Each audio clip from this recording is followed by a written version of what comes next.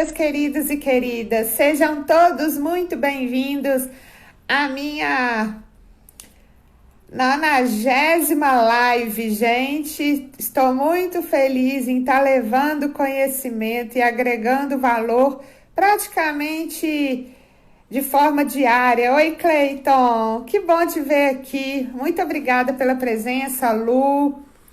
Sejam todos muito bem-vindos. Pessoal, hoje eu vou ter a honra de receber o reitor da Univiçosa, esse importante centro universitário da cidade de Viçosa. Evaldo já está presente, deixe eu enviar o convite para que possamos conversar.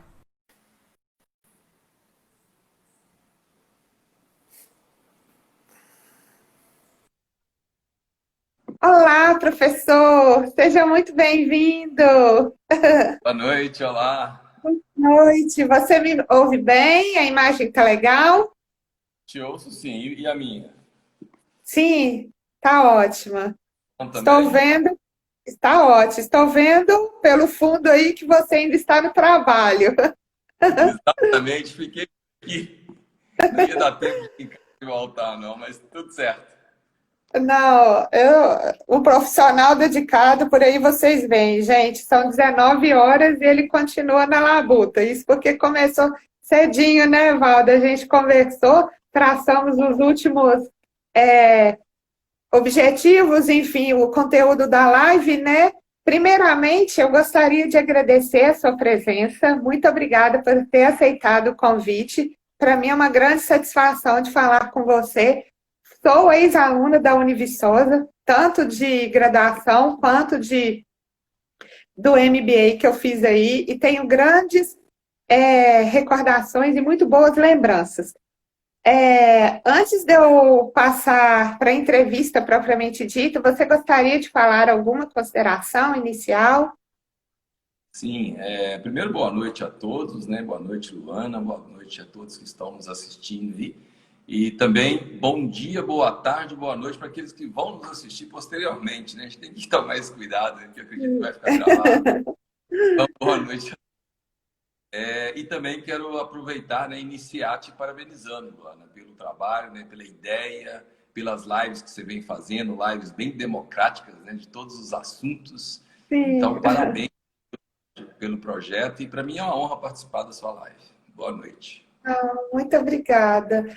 E foi bom você falar sobre a questão democrática, pessoal. Gostaria de fazer dois pedidos iniciais.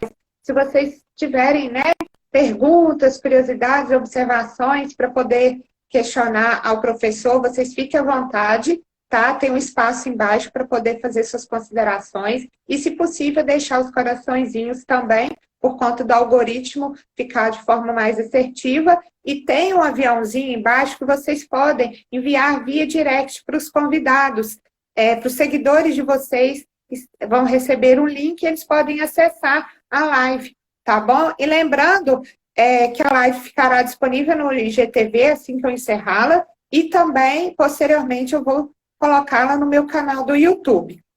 Antes de começar a entrevista efetivamente, eu gostaria de fazer a apresentação do meu convidado, que inclusive começou como estagiário, né, Valdo, na Univiçosa. Eu não conhecia essa parte da sua história, eu achei assim bem fantástico. E eu queria, né, para quem não viu, queria falar um pouquinho da formação dele. Ó, ele tem 20 anos de Univiçosa, de estagiário a reitor. Ele é mestre em administração pelo Centro Universitário Novos Horizontes, pós-graduado em Gestão e Estratégia do Departamento de Administração da UFV, MBA em Administração Acadêmica e Universitária pela Faculdade Arnaldo, graduado em Engenharia Civil pela UFV. Eu achei muito legal, não sabia que você era engenheiro. Pelo curso de Administração e Estratégia pela Cato, e foi professor de matemática e inspetor do CREA. Ele atua na Univiçosa desde o ano 2000, de estagiário realizando levantamentos planialtimétricos e arquitetônicos, engenheiro realizando obras no campus da Univiçosa em 2001, diretor de desenvolvimento, dedicando-se ao planejamento e crescimento da instituição, diretor administrativo financeiro, atuando na gestão educacional da Univiçosa, gestão econômica, financeira e criação da Univiçosa Empresarial, membro do CONCEP e por 14 anos. Foi diretor-geral em 2013 e atualmente é reitor do Centro Universitário de Viçosa, a Univiçosa. E eu gostaria, inclusive, de começar as perguntas justamente falar essa diferenciação entre centro universitário e faculdade. Muito, às vezes, as terminologias elas se confundem. Você poderia distinguir, por favor? Posso sim. Primeiro, realmente, tenho 20 anos de Viçosa, eu vim para cá como estagiário quando o grupo se formou e apenas tinha comprado o terreno aqui e tinha a ideia de iniciar uma empresa. Então, eu estou aqui há 20 anos, né? Então, tem realmente uma história. E também queria incluir nesse currículo o mais importante, que eu acabei não passando para você, porque esse currículo é um currículo padrão, né?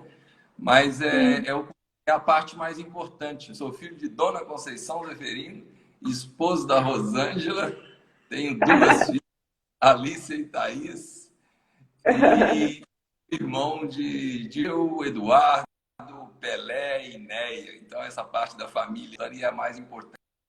A história profissional a gente constrói com muito trabalho, com muito empenho, mas o que realmente importa é a gente ter uma família, uma base, e eu sou um felizardo, né? Mas quanto à diferença, Luana, realmente isso é importante, porque nós tivemos essa transformação há pouco tempo agora, transformando em faculdade para centro universitário. Mas centro universitário, pela própria definição do Ministério da Educação, é um centro de excelência no ensino. Então, o MEC, o Ministério da Educação, que identifica as faculdades que têm essa característica de se transformar em centro universitário. Então, para nós foi uma felicidade muito grande, foi esse ano que nós recebemos a informação e, na prática, ela te dá muito mais autonomias, né? O centro universitário tem mais autonomia, pode abrir determinados cursos, pode diplomar o seu próprio aluno pela instituição, não precisa, por exemplo, antes todos os diplomas da Univiçosa tinham que ser registrados na UFV, hoje já não precisa mais, é a própria Univiçosa que registra os seus diplomas. Então, assim, são diversas autonomias e, obviamente, o mais principal é ser reconhecido como uma instituição de excelência. Que ótimo! Isso foi uma conquista desse ano. Foi esse ano que nós tivemos a informação. E você, enquanto reitor, quais que são as ações que vão vir da Univiçosa, né? Hoje já tem cursos na área de saúde, de humanas, de exatas. Como é que você está planejando as próximas ações? Então, a gente não para, né? Nós temos o PDI, que a gente fala, que é o Plano de Desenvolvimento Institucional. A gente já sabe tudo que a Univiçosa vai ser daqui 5 anos, né? A cada ano a gente atualiza esse PDI, que é o Plano de Desenvolvimento Institucional.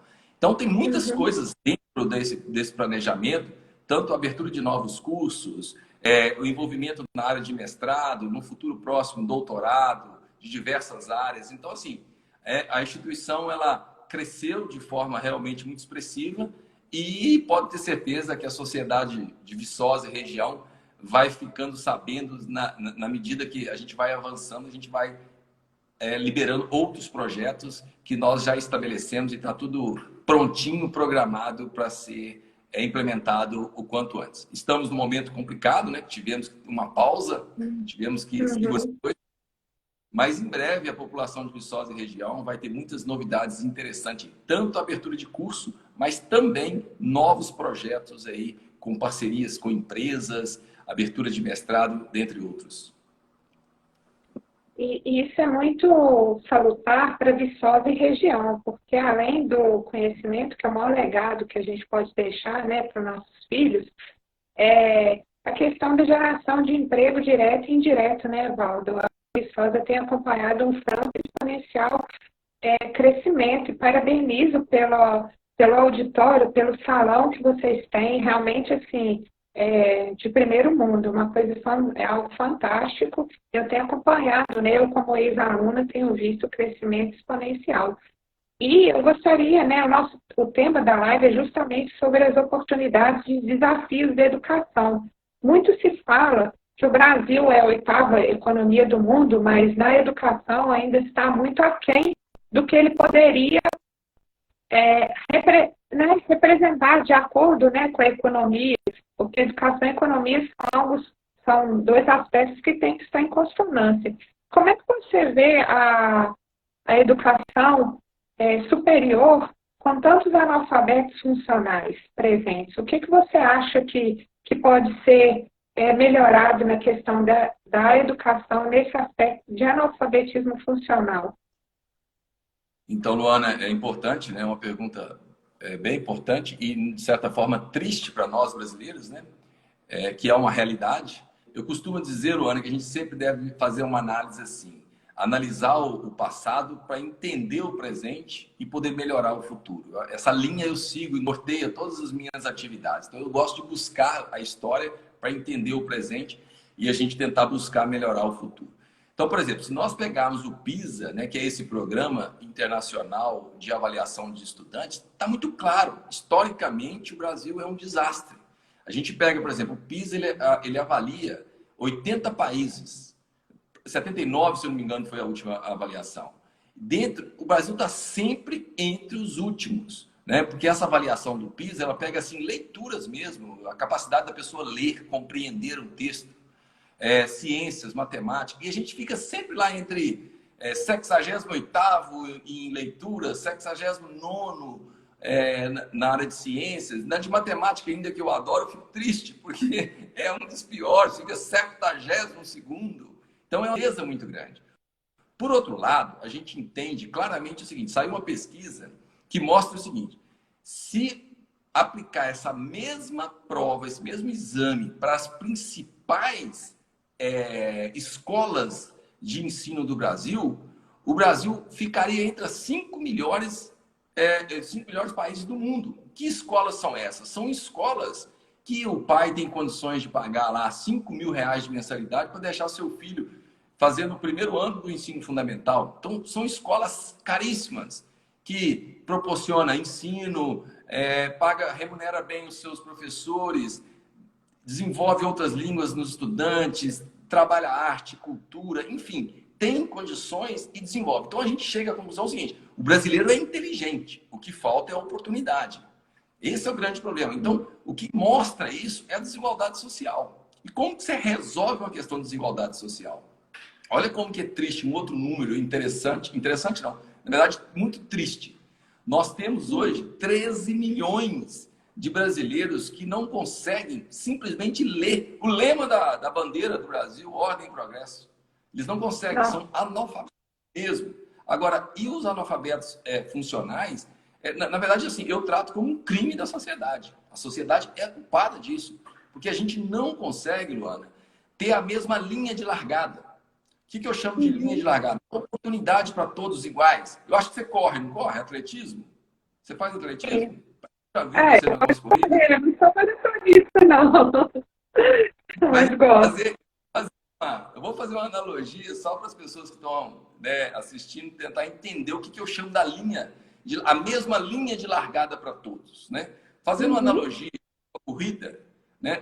A corrida coloca todo mundo ali no mesmo ponto, dá-se a largada e aquele que chega lá na frente é o vencedor. Beleza. Trazendo para a educação. Se nós tivéssemos uma educação que tivesse, entre aspas, a mesma linha de largada para todos, o que é isso? É dar condições para as pessoas realmente estar numa escola de qualidade, poder professores realmente capacitados, bem remunerados.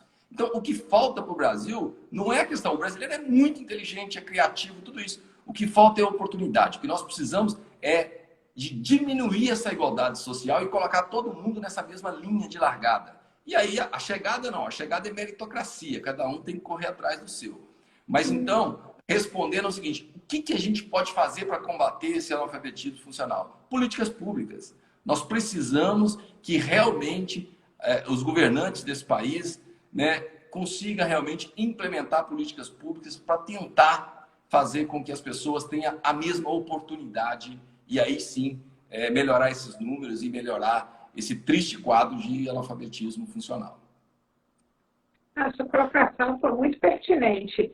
É uma analogia que deve ser levada em consideração, porque as oportunidades, muito se fala, né? Em tempos de crise, crie as oportunidades.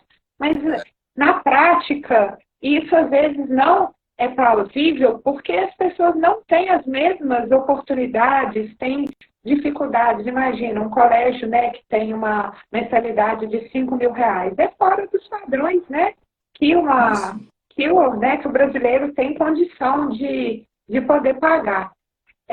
Uma coisa que se falta muito, eu observo em Viçosa, em algumas cidades também que eu já morei, é o ruído de comunicação entre o mundo acadêmico e as empresas. Falta uma conexão mais assertiva e íntima para que os profissionais eles já estejam bem preparados para o mercado de trabalho, não que a Univiçosa não os prepare. Eu quero dizer assim, essas conexões de forma mais íntima. O que você, enquanto professor, reitor da Univiçosa, observa nessa relação entre mundo acadêmico e mundo empresarial? Luana, sua colocação está perfeita. Na verdade, existe um descompasso. O ensino ele está sempre atrasado em relação ao mercado. Quando a gente se fala de revolução, a quarta revolução, o ensino está na terceira revolução. Na hora que nós chegarmos na quinta revolução industrial, o ensino vai estar na quarta. Tem um gap, sim, tem. Isso é fato.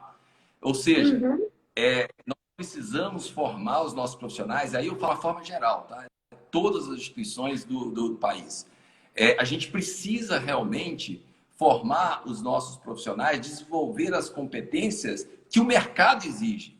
Mas o grande problema hoje, nós temos um limitante. Né? Esse que é o grande problema. Porque, o que é o limitante hoje? Uma instituição de ensino, eu não posso, por exemplo, fazer o curso, por exemplo, de engenharia civil, que eu conheço bem, de administração, que eu também conheço bem, que eu gostaria, que o mercado necessita. Nós precisamos de seguir as DCNs, que são as Diretrizes Curriculares Nacionais, que é determinada pelo Ministério da Educação, que coloca todo mundo no mesmo balde. E você fica limitado desenvolver aquelas competências. Então, isso é um dos grandes problemas que precisa ser resolvido. Porque, a partir do momento que a gente possa ter essa autonomia, eu acho que a solução é aliar-se ao mercado. Quem define o profissional é o mercado. Você tem que se aliar ao mercado e desenvolver profissionais para ser absorvido pelo mercado. E aí é exatamente trazer as empresas para quais são as suas necessidades. Aqui nós temos o intelectual. Quais são as necessidades? São essas? Então nós vamos desenvolver exatamente essas competências. E aí você iguala, você forma esses profissionais e eles, consequentemente, serão absorvidos pelo mercado de trabalho. Então está perfeita a sua colocação, existe esse descompasso mesmo, mas eu acho que o ponto de partida seria realmente ter essa autonomia para que a gente possa acompanhar o mercado e não atender o Ministério da Educação.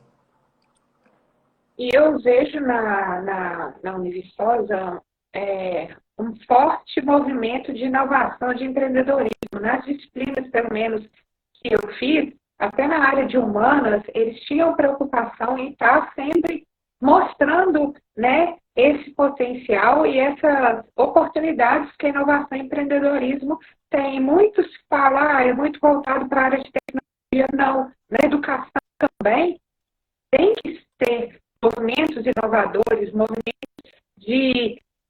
de conexões e de levar melhor conhecimento para os alunos. Você, enquanto reitor, o que tem feito a respeito de inovações e estratégias para adaptar, né, ao novo cenário, que busca, né, o profissional que tem que ter soft skills, né, que tem que ter as habilidades extracurriculares mais apuradas do que digamos, a grade curricular convencional?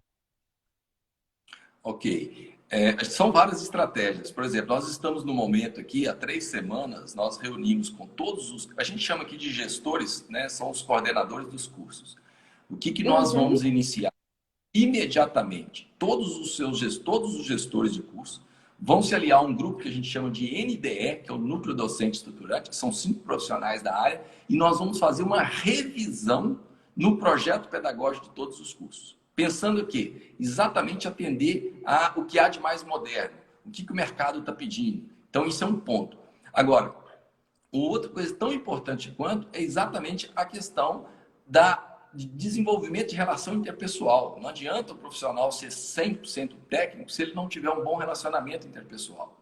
Então, a gente trabalha muito essa questão assim, de trabalho em equipe, em desenvolvimento realmente das relações entre pessoas. Isso vai ser o grande diferencial, porque a máquina, né, a tecnologia vai substituir realmente os processos repetitivos, aquela área de qualquer profissão que ela pode ser parametrizada e deixar para a máquina fazer, vai acontecer. Então, a gente tem que estar sempre buscando essa tecnologia, essa visão empreendedora. Eu vi uma definição de empreendedorismo que eu achei muito interessante, que é o que é a inovação.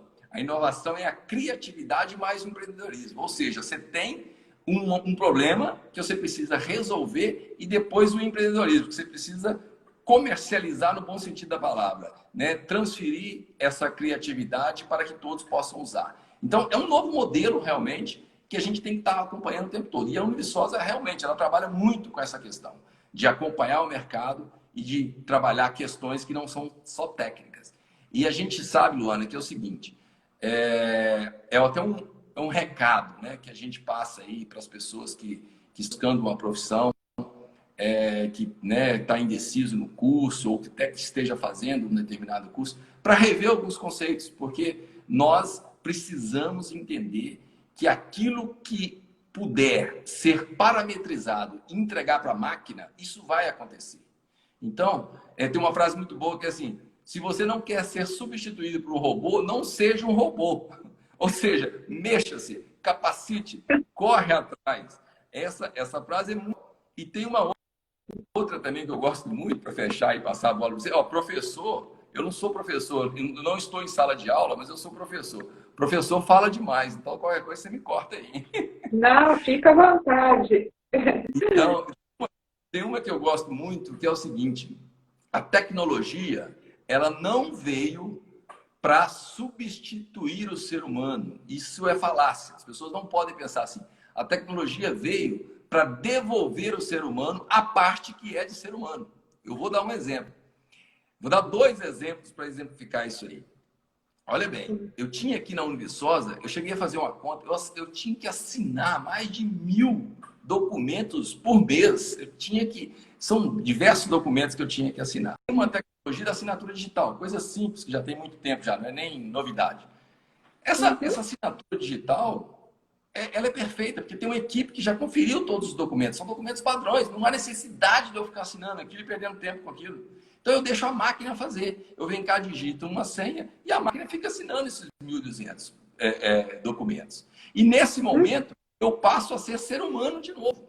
Eu vou fazer coisas que a máquina não faz. Relação interpessoal, entender o que está acontecendo, desenvolver novos projetos e até mesmo ir na casa da minha mãe à tarde, tomar um cafezinho, comer uma broa. Isso a máquina não vai substituir. Então, a gente tem que ter a máquina para devolver o nosso lado humano. Ela é uma aliada e nunca vai substituir o ser humano, na minha modesta opinião. O futuro será humano, mas a máquina vai fazer esses processos repetitivos. Então, a gente precisa abrir o olho com essa questão aí. Sim, é a Revolução 5.0 que já está acontecendo lá no Japão, né? E espero que logo chegue a nós, porque a internet das coisas, ela vem justamente para poder complementar o que já existe, nunca para substituir. Eu também corroboro com a sua opinião.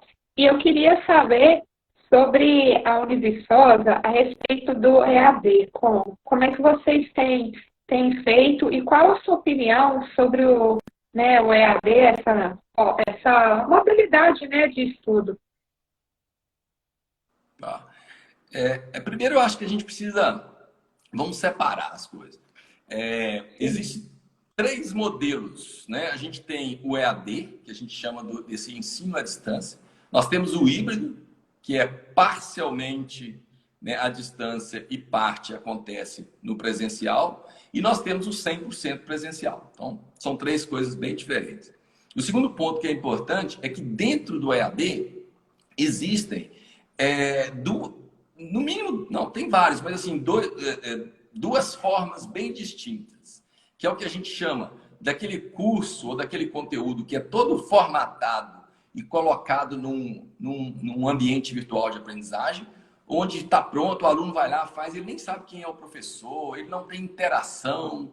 E existe o EAD, que é o ensino remoto, que a gente chama, né? O ensino remoto é exatamente você ter esse momento. O que nós estamos fazendo aqui agora? Estamos num bate-papo remoto, onde nós estamos conversando de forma síncrona, dando oportunidade das pessoas aí colocar os seus questionamentos. E isso depois vai ficar gravado e vai ter a oportunidade de outras pessoas assistirem. Então, o que a Univiçosa fez? Ela não foi para o EAD 100%. Ela pegou, nesse momento que nós estamos, verificamos quais as disciplinas que a gente teria condições de chegar aos nossos alunos e oferecer de forma remota. Por quê? Porque os nossos professores entram no horário que eles estariam aqui na Univiçosa, eles entram no mesmo horário na casa e dá a sua aula. Então, é dessa forma que nós estamos fazendo com a parte teórica. Agora, assim que possível, nós retomaremos as questões presenciais, né, para desenvolver aquilo que não é possível, principalmente aulas práticas, laboratórios e tal. Então, essa seriedade é que é importante. Então, quando eu falo assim, que eu trato o ensino EAD, o ensino híbrido e o ensino remoto apenas como uma metodologia. Eu acho que todos são bons, todos são bons. O que precisa ter é a seriedade na qualidade da aplicação de uma das metodologias. Feito isso, nenhum. Eu, por exemplo, eu vou falar agora até como pai, né? O momento que nós estamos passando. Tenho duas filhas que estão lá no ensino remoto. E eu percebo claramente, falo com elas, olha, não vai ser o ano de 2020 que vai te prejudicar. Se você quiser, você vai aprender. Você tem que se dedicar, você tem que ler. Pode ver um vídeo, complementar leituras e tal. Não pode jogar a culpa para a pandemia. Nós precisamos, né, de fazer, como diria Mário Sérgio Cortella. Mário Sérgio Cortella fala o seguinte: você precisa fazer o melhor que você pode nas condições que você tem, até que você tenha condições melhores para fazer melhor ainda. Então, as condições que nós temos é o ensino remoto. Depois nós vamos voltar e vamos repor tudo aquilo que ficou pendente. E essa seriedade é que a gente precisa ser. Pode ter certeza, Luana, ninguém vai ser melhor ou pior profissional por causa de 2020. Eu não acredito nisso. Ah, mas eu preciso fazer uma ressalva, tá? Essa ressalva ela é muito importante. Eu até peço desculpas se eu esquecer, que a gente acaba falando de uma forma geral.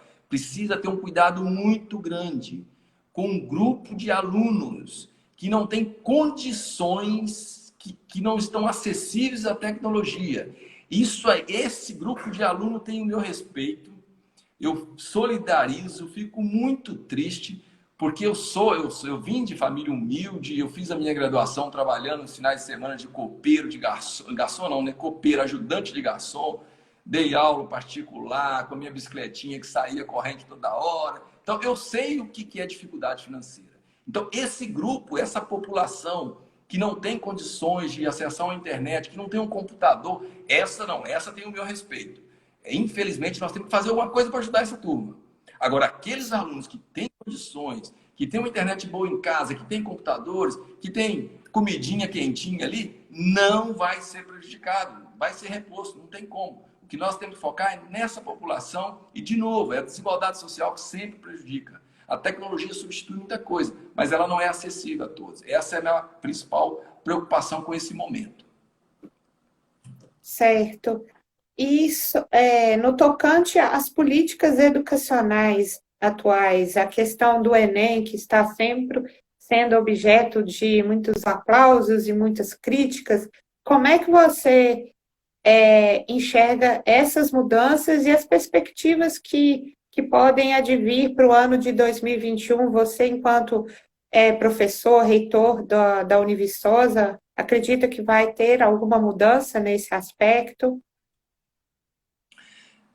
A gente está num ano completamente atípico, né? A gente fala aqui, eu falei aqui, nós fizemos a abertura esse segundo semestre do ano, nós fizemos a abertura. Essa semana nós iniciamos o segundo semestre, né? Sim. E eu falei que a incerteza é a única certeza que nós estamos tendo, infelizmente, por tudo que está acontecendo. Mas eu acho assim, a gente tem que ser otimista por natureza. Eu acho que nós vamos conseguir vencer. Se o Enem for adiado, vai ser adiado, vai ter um time.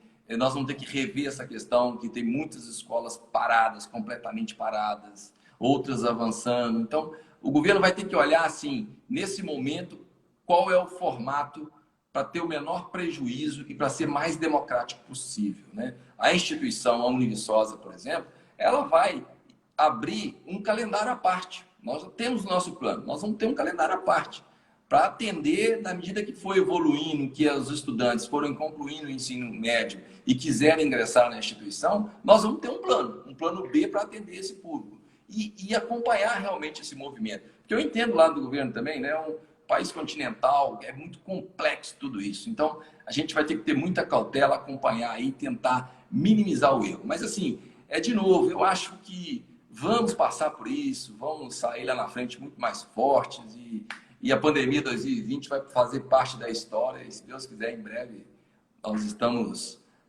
dando continuidade a todos os projetos coletivos e pessoais, aí, se Deus quiser. Sim, eu fico imaginando como vai ser o Enem daqui a uns 20 anos, as perguntas sobre a pandemia. Só uma parte. Com certeza vai Eu, fazer parte.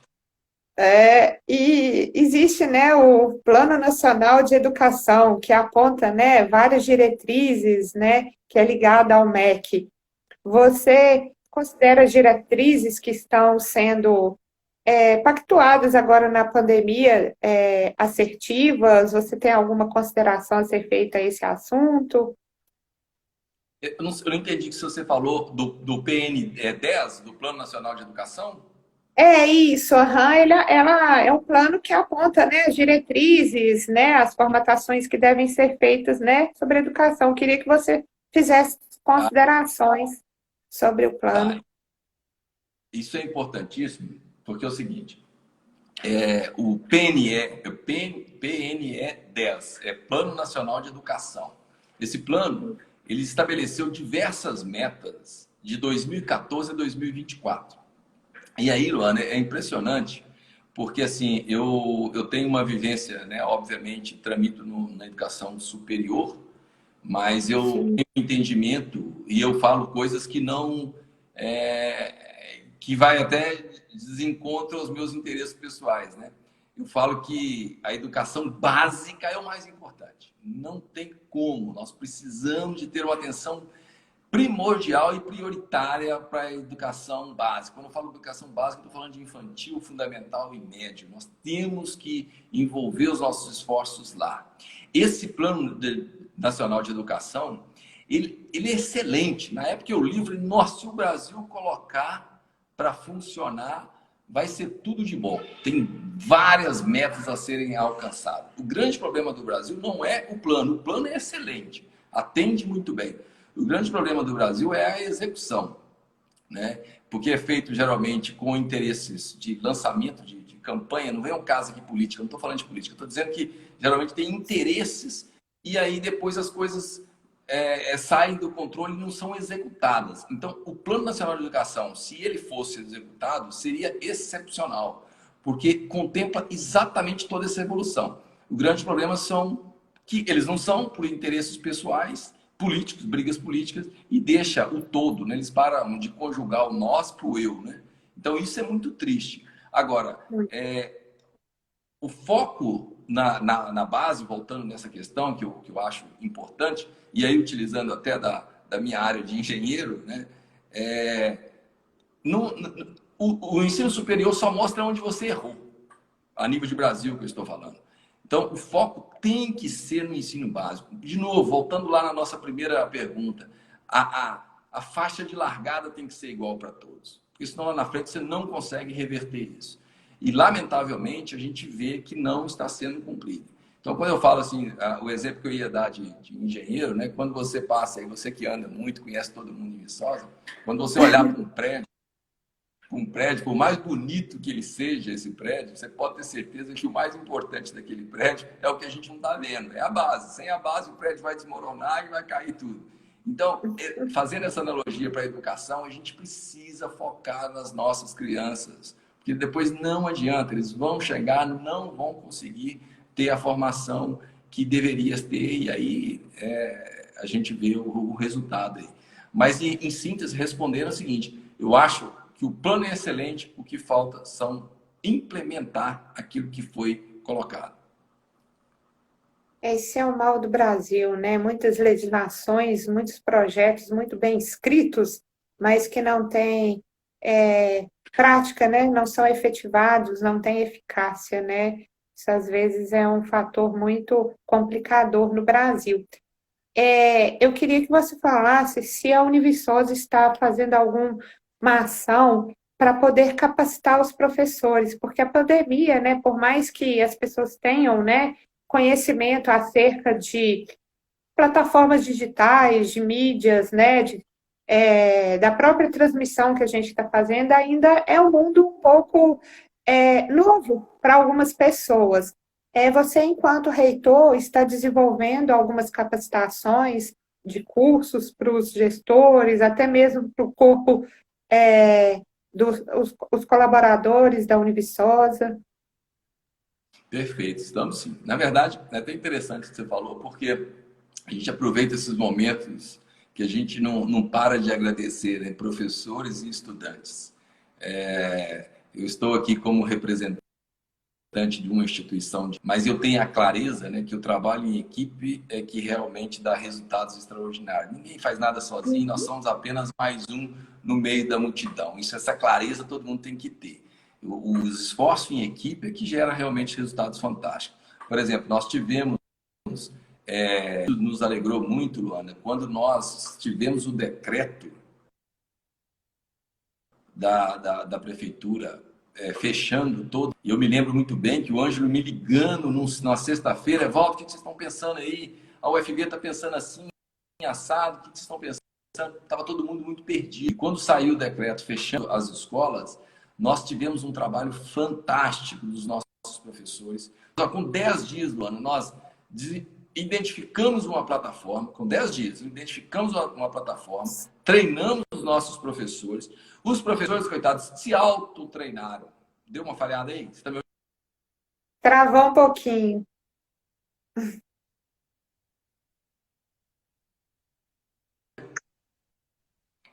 Voltou aí? Agora voltou. Tá me ouvindo? Uhum. Eu estava dizendo o Voltou seguinte, em 10 mais. dias nós identificamos uma plataforma.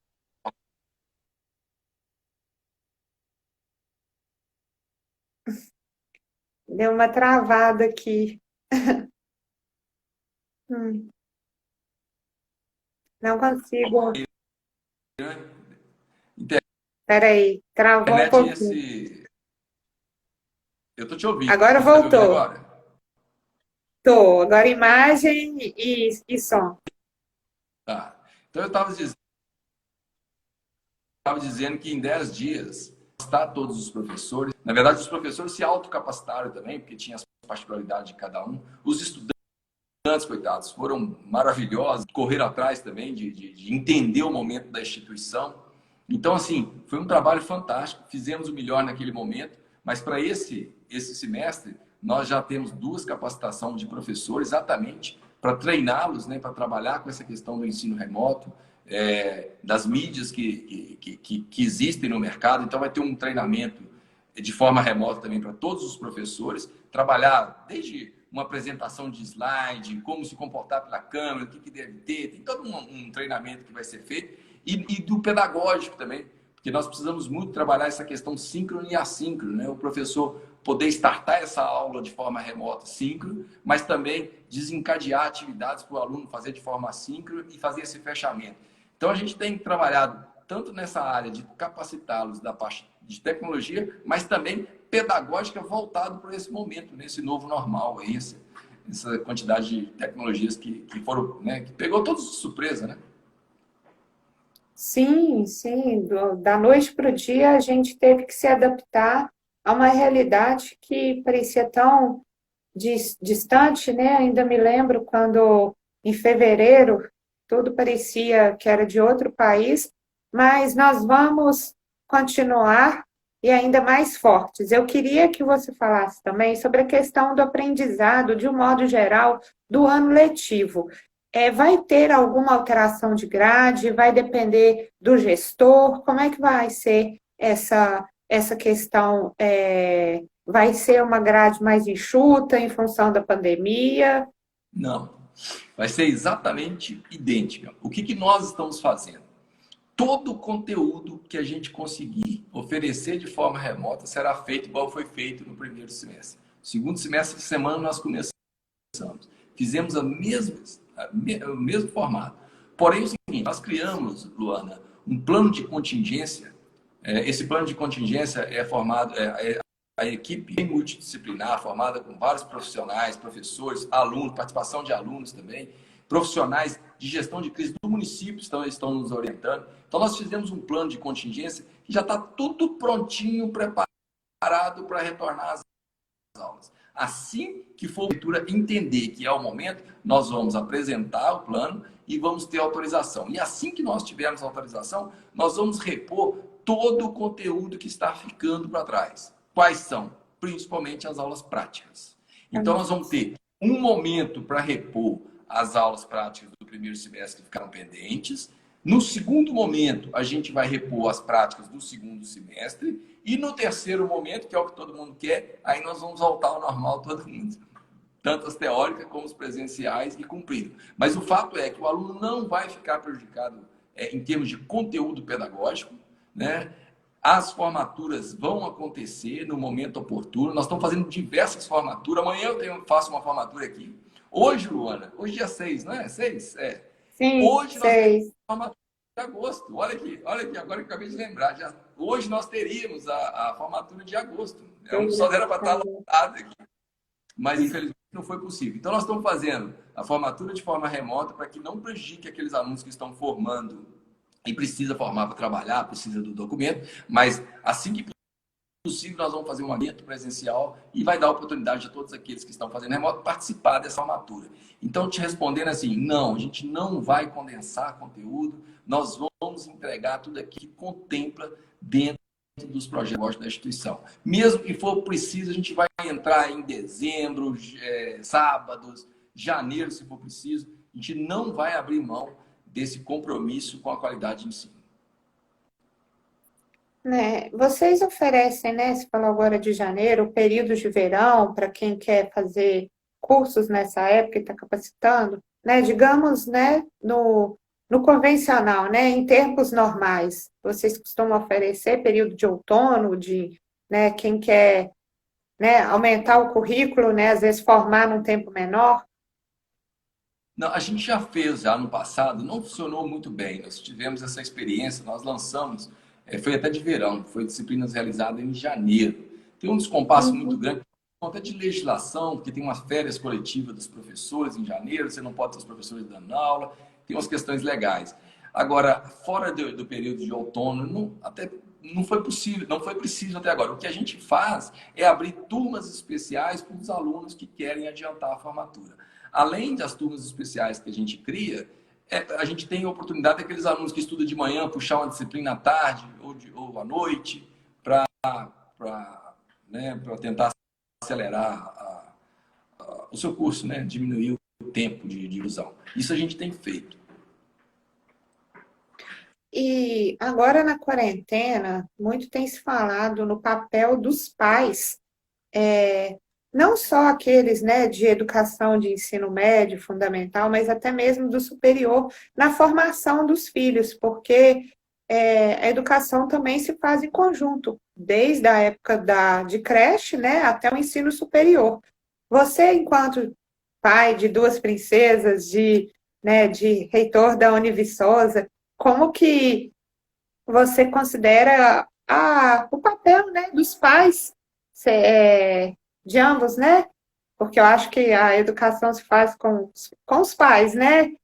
Ambos têm que, né, fazer as contribuições. Você tem alguma consideração? O que você acha que pode estar modificando, alterando nesse período de pandemia, até mesmo no pós-pandemia? Tá. Ótima essa pergunta sua, porque eu acho que, lógico, fazendo a ressalva das coisas tristes de uma pandemia, né? Que são perda de vidas, isolamento e outras, né? Que a gente sabe. Deixando isso de lado, que infelizmente a gente fica muito triste, tem muitas coisas boas que vieram nessa pandemia. Primeiro, é a valorização do professor. Nós, pais, vamos valorizar cada vez mais os nossos professores, porque a gente vê a dificuldade que é ensinar, né? Então, assim, eu participo, né? Eu participo de forma muito ativa. Eu acho que minhas filhas nem gostam, porque eu sou muito... eu acabo por ser educacional. Eu acho que elas não ficam muito felizes, porque eu acompanho de perto, principalmente a área de exatas. Elas passam um pouquinho de aperto comigo, lá que eu gosto, então eu quero sempre estar acompanhando. Mas nesse momento a gente percebe isso, né? A importância da participação dos pais mesmo, porque a gente, infelizmente, eu não culpo os pais, não, eu também sou assim. A gente trabalha manhã, tarde, noite, trabalha 12, 15 horas por dia, e a gente deixa de lado esse papel que também é nosso, né? Nosso, que eu falo de pais. Então, eu acho que esse momento é momento de reflexão também, rever algumas coisas, porque a participação é importante. E traz, né? E traz realmente esse envolvimento dos pais nesse momento complicado, e é importantíssimo mesmo, porque é junção de esforços, né? Pais, professores, alunos, tem que estar todo mundo correndo atrás. Eu falo muito, Luana, que com minhas filhas é isso, sabe? Elas precisam entender que quem desenvolve a escola, ela facilita o processo. Mas quem realmente adquire a competência são eles, é o estudante. A instituição de ensino, seja ela fundamental, média ou superior, vai facilitar o processo. Mas é importante que a pessoa realmente queira, né, aprender, queira desenvolver competências e habilidades. Aí. Então é um momento que eu acho que vem também para trazer essas reflexões aí e o professor ser valorizado cada vez mais. E você, Valdo, tocou num ponto bem interessante, falando, né, que as pessoas sempre buscam colocar culpa em algo para o seu não pro seu baixo aproveitamento. Ah, agora é a pandemia. Ah, é isso. Ah, é aquilo, né?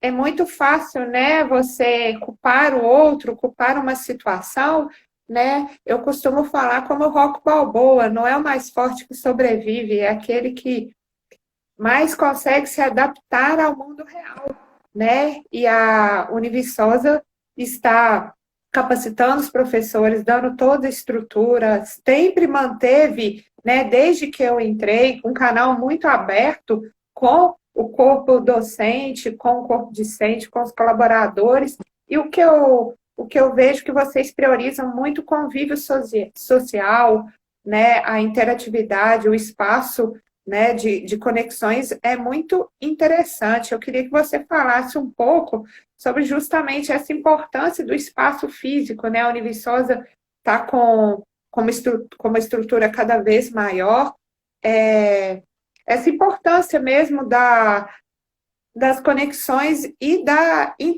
interdisciplinaridade dos alunos de estarem buscando outras alternativas para se capacitar através, né, do convívio social e das oportunidades que a Univiçosa vem sempre trazendo. Ok.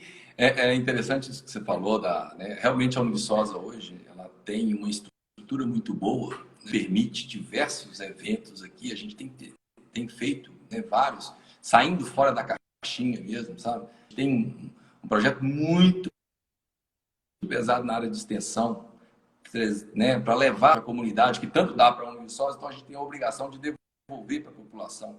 Então a gente tem feito isso. Um pouquinho.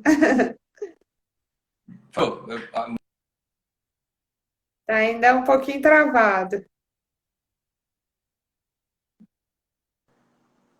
Voltou? Beleza. Eu vi que deu uma Voltou. falhada aí. Uhum. Eu estava dizendo que realmente a Univiçosa, ela proporciona isso, as condições físicas da Univiçosa são muito boas, mas assim, a filosofia da Univiçosa, o que a gente não perde o foco são pessoas mesmo. A gente trabalha aqui, a gente É lógico que a gente sabe que a gente tem muitas falhas, a gente precisa melhorar todos os dias. Isso é uma consciência generalizada aqui. A gente não pode realmente ficar, não pode ficar de mimimi, colocando defeito. Não, o problema está aqui, vamos tentar resolver. E esse trabalho em equipe é o grande diferencial. A infraestrutura da Univiçosa, eu falo que ela é muito bonita. E eu tive o prazer de participar de todas as obras, eu gosto muito. Mas ela é insignificante perto das pessoas. Tanto as 400 colaboradores que nós temos, mais 430 colaboradores, entre professores e funcionários, técnicos, né? E mais de 4.500 alunos. Ou seja, é uma família de 5.000 pessoas encontrando todos os dias, né? Então, se realmente não for pensando em pessoas, você não consegue desenvolver nada. E a gente tem tentado fazer isso, tá? Buscar isso o tempo todo. Agora, você falou uma coisa que eu achei muito legal, que você falou aí que as pessoas ficam se desculpando, arrumando desculpa para justificar a sua falta de proatividade, né? E Isso. eu gosto muito da questão do mindset, né? Que as pessoas... falhou. Falhou um pouquinho. Tá falhando, né? Voltou? Falhou. Ainda não. Voltou. Mas eu estava Voltou. dizendo, como é que está o nosso tempo? Eu estava dizendo, Não, faltam 9 minutos. tá. Eu estava dizendo da importância da questão do mindset, né? Muita gente acha que é modismo, mas eu tenho uma opinião diferente, né? O mindset de mente, de conjunto de mente, a mentalidade, né? Tem um livro que eu recomendo para todos que não leu ainda, tentar lembrar a autora, eu acho que é Carol Dweck, é uma psicóloga dos Estados Unidos que escreveu esse livro, que ele é fantástico. Ele fala muito desse mindset fixo e o mindset de crescimento. O mindset fixo, ele deve ser abandonado, que é exatamente isso que você falou, aquela pessoa que fica justificando os seus problemas, jogando a culpa no próximo. Então, ela fala assim, para ela é mais fácil falar assim, não, eu não consigo aprender. Ou então, que é ruim tanto quanto, aqueles que se acham, né? Fala assim, eu sou muito inteligente, eu sou o cara. Não, os extremos estão tudo errado. É importante você ter a humildade de saber que você aprende todos os dias. Então, esse mindset fixo, ele tem que ser treinado. E não só de inteligência. A pessoa, eu tô gordinho, eu quero emagrecer. Então, você precisa ter um mindset, sair da zona de conforto, praticar esporte, uma alimentação melhor. Eu tô magrinho demais, eu sou... Parou de novo. Travou, né? Travou um pouquinho, mas está tranquilo. O horário é muito congestionado, não preocupa. O mindset fixo, na verdade, o mindset fixo, em síntese, é o seguinte: a pessoa não quer se esforçar, ela prefere arrumar algum culpado para aquela, né, para não sair da zona de conforto. E já o mindset de crescimento, que é o que todo mundo deveria buscar, é exatamente isso: é você saber que você pode melhorar a cada dia. Se você é um estudante, seja da Univiçosa ou de qualquer faculdade, você pode ser o melhor profissional que você queira ser. Basta o quê? Dedicação, comprometimento, ralação. Eu falo muito assim, bunda na cadeira. Tem que ralar. Então, assim, a ideia do mindset fixo, elimine o seu mindset fixo e trata de desenvolver o mindset de crescimento e saber que nós não somos nada, nós precisamos aprender todos os dias. Use as 24 horas por dia para aprender alguma coisa todos os dias, 365 dias por ano, porque eu acho que esse é o caminho. Não, sem dúvida, Evaldo. Excelentes as suas colocações, mas a gente já está chegando ao fim, porque infelizmente o Instagram nos derruba. Eu queria imensamente agradecer a sua presença, agradecer a todos que deixaram suas observações, suas perguntas. Meu muitíssimo obrigado. Lembrando que a live ficará no meu IGTV assim que eu encerrá-la e também vou disponibilizar no meu canal do YouTube. E também queria convidar, amanhã, gente, eu vou receber o Wagner Silva, Vagnão, ele que é lutador de MMA, ex-UFC, vai falar sobre a sua trajetória, ele que lutou e representou Viçosa e o Brasil em várias competições nacionais e internacionais. Eu espero vocês amanhã às 19 horas. Ah, beijo, Du, minha madrinha, cunhado de Evaldo. Não poderia deixar de dar um beijo.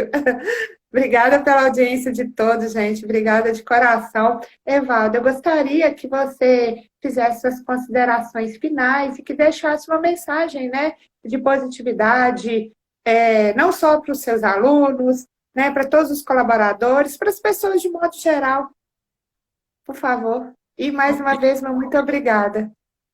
Ok. Primeiro, Wagner, eu não conheço, nunca conversei com ele pessoalmente, mas pode falar com ele que eu torci muito por ele no UFC, que eu gosto e assistia, e quando ele foi, eu achei muito legal, né? Quando a gente já começa a torcer, até sem conhecer. Então, eu torci muito para ele, e aonde ele chegou, né, ele merece. Com certeza, ele teve um